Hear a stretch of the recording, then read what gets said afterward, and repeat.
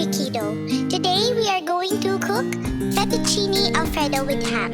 First, we are going to put the pasta on a boiling water. Let's make sure we stir the pasta every now and then.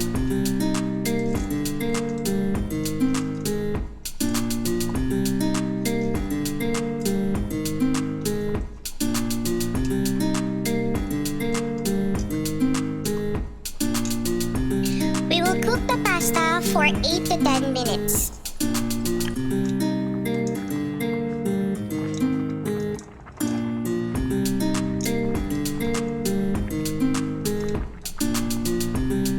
And then we are going to put the pasta on a running water to stop the cooking process.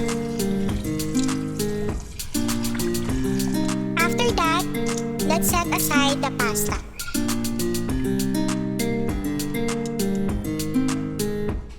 And then let's start with the pasta sauce. First, we are going to put the butter. And then we are going to put the garlic and the red bell pepper.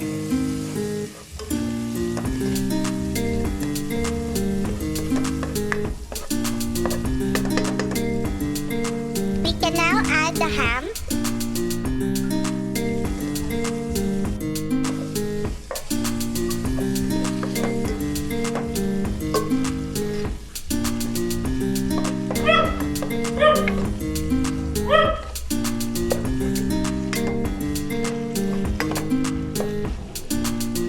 And now we are going to add the mushrooms.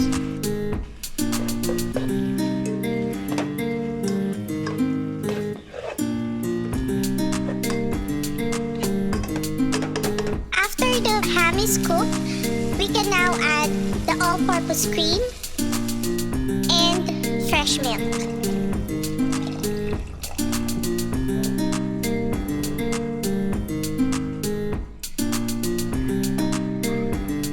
Added cheddar cheese, pepper, and a little bit of nutmeg.